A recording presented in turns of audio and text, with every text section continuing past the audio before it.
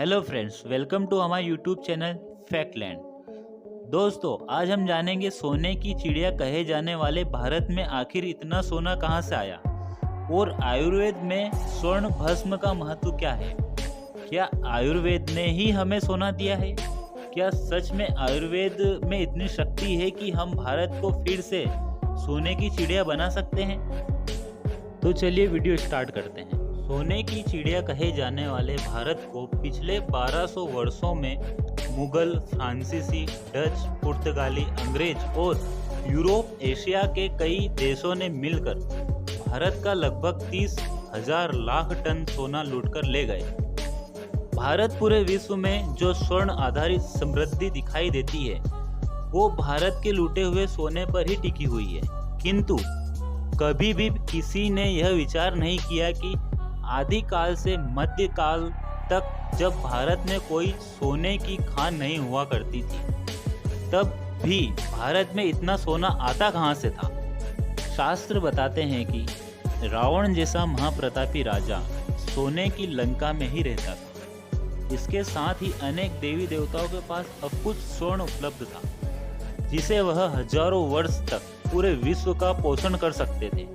देवराज इंद्र, यक्षराज कुबेर, विष्णु पत्नी लक्ष्मी, भगवान श्री कृष्ण आदि के पास इतना धन था कि अकेले एक राजा ही पूरे विश्व का हजारों साल तक पोषण कर सकता था। अब प्रश्न यह खड़ा होता है कि भारत में इतना सोना आया कहां से? इसका एकमात्र जवाब है कि भारत के अंदर हमारे ऋषि मुनियों ने जो आयुर्वेद विकसित किया था, उसमें औषधि उपचार के लिए स्वर्ण भस्म आदि बनाने की विद्या विकसित की थी। इसका हम लोगों के समकालीन एक उदाहरण मिलता है।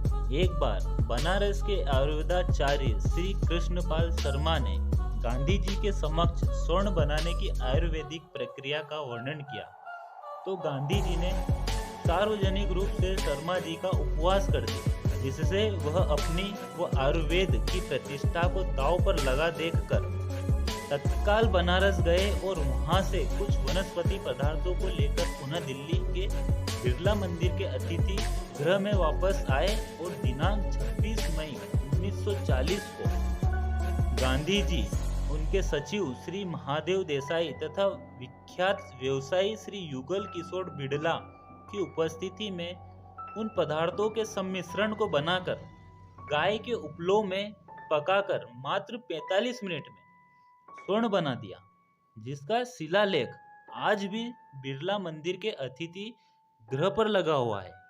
इसी तरह 6 नवंबर सन 1983 के हिंदुस्तान समाचार पत्र के अनुसार सन 1942 ईस्वी में श्री कृष्णपाल शर्मा ने ऋषिकेश में मात्र 45 मिनट में पारा से 200 तोला सोने का निर्माण करके सबको आश्चर्य में डाल दिया। उस समय वह सोना 75,000 रुपये में बिका, जो धनराशि स्वतंत्रता आंदोलन के लिए दान कर दी गई थी। रावण संहिता के अनुसार रावण बेलपत्र के रस से स्वयं स्वर्ण बनाता था और उसकी लंका के प्रत्येक घर में 1.25 किलो स्वर्ण का शिवलिंग होता था। प्रत्येक व्यक्ति अपने गले में सोने की मोटी चेन में छोटा स्वर्ण शिवलिंग धारण करता था। तक्षशिला और नालंदा जैसे विश्वविद्यालयों के अंदर ऐसे आयुर्वेदिक ग्रंथ थे जिनके अंदर वनस्पति से सोना बनाने की पद्धति दी गई।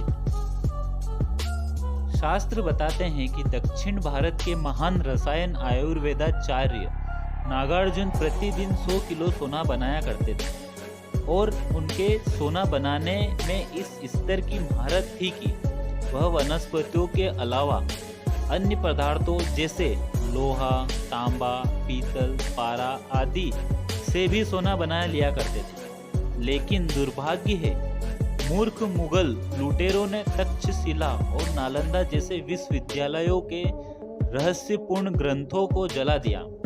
गुरु शिष्य परंपरा के तरह आज कहीं न कहीं यह विद्या दिखाई देती है, किंतु इस विद्या पर कार्य करने वाले पिता पुत्र परंपरा में ही इस ज्ञान को जीवित बनाए हुए हैं।